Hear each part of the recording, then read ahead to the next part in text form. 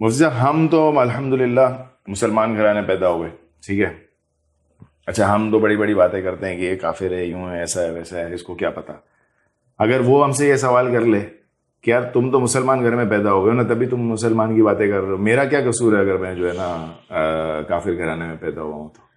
دیکھیں مسئلہ یہ ہے اور کہ وہ ابھی سب سے بڑا سوال وہ یہ کرتا ہے کہ اچھا میں کافر گھرانے میں پیدا ہوا ہوں تو میں ساری زندگی جو ہے نا جہنم میں جلوں گا، تم لوگ کچھ بھی کرو، یعنی کلمے پہ گئے تو تم لوگ جنت میں چلے جاؤ گے. یعنی میں ایک الگ انداز میں سوال کر رہا ہوں، میرا مقصد کوئی ایسا نہیں، صرف آپ سے جواب لینا میرا مقصد ہے. تو اس بارے میں کیا بات ہے، اس کی کیا، وہ کہتا ہے کہ میرا کیا قصور ہے، اس کا کیا جواب دے؟ ویسے وضاحت کی ضرورت نہیں، میں فتوی نہیں لگاؤں گا، میں ڈر رہا ہوں نا اسی لیے.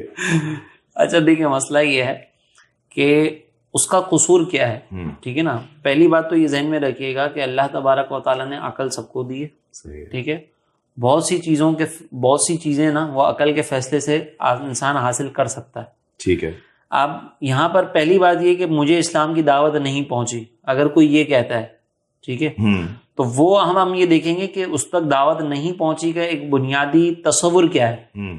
اگر تو وہ کسی ایسے گاؤں علاقے دیہات میں ہے کہ اس نے اسلام کا نام تک نہیں سنا تھا، اس کو پتہ ہی نہیں ہے کہ سرکار علیہ صلاۃ والسلام تشریف لائے اور آپ نے دین کا پیغام دیا، اسلام کا پیغام دیا، اس کو کچھ بھی نہیں پتا، تو اس کے بارے میں حکم یہ ہے کہ کم از کم وہ کائنات کے سسٹم کو دیکھے اور یہ تصور کر لے کہ اس کو چلانے والی کوئی ایک ذات ہے، ایک کریٹر ہے، بس وہ ذہن میں رکھ لے. اس کریٹر کا نام بھی اس کو نہ پتا ہو، بے شک وہ اللہ کا تعارف بھی نہ جانتا ہو، بس اتنا جان لے کہ بنانے والا ایک کریٹر ہے، تو اس کی نجات ہو جائے گی. ٹھیک ہے نا، اس کا پھر کوئی قصور نہیں ہوگا. اب مثال کے طور پر کوئی یہ کہتا ہے کہ بھئی میں تو ایسے جگہ پر پیدا ہوا تھا اور میں نے ایک کریٹر پر ایمان بھی رکھا تھا، پھر بھی میں جہنم میں چلا گیا، تو اعتراض ہے، ہم نے اس کو مکلف ہی نہیں بنایا.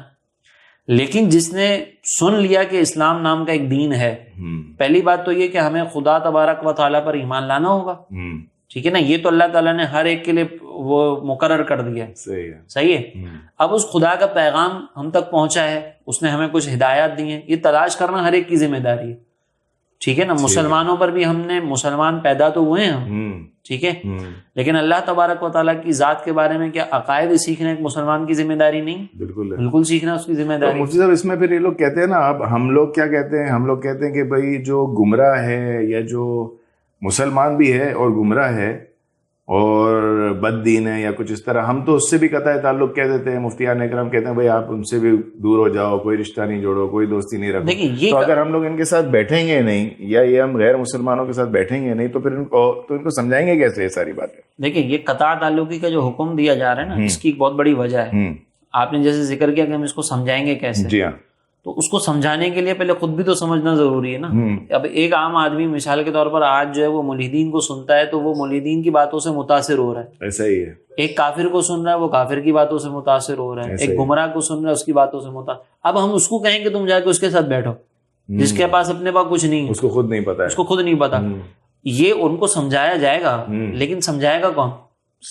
جس کے پاس کچھ بھی نہیں آتا وہ. یعنی مثال کے طور پر سائنس سمجھانے کے لیے آپ میتھس کے ٹیچر کو کھڑا کریں، ایسا ہو ہی نہیں سکتا، یہ تو پاسبل ہی نہیں ہے نا. اسی لیے منع کیا جاتا ہے کہ بھئی آپ اپنے کاروباری معاملات میں بڑے چیمپئن ہوں گے، آپ اپنے جو نا وہ پڑھانے کے معاملات میں بڑے چیمپئن ہوں گے، دین آپ نہیں سمجھا سکتے، آپ اپنا ایمان بچائیں. لیکن اگر کچھ بیسک معاملات بندے کو پتا ہوں تو کیا وہ پہنچا سکتا ہے بات؟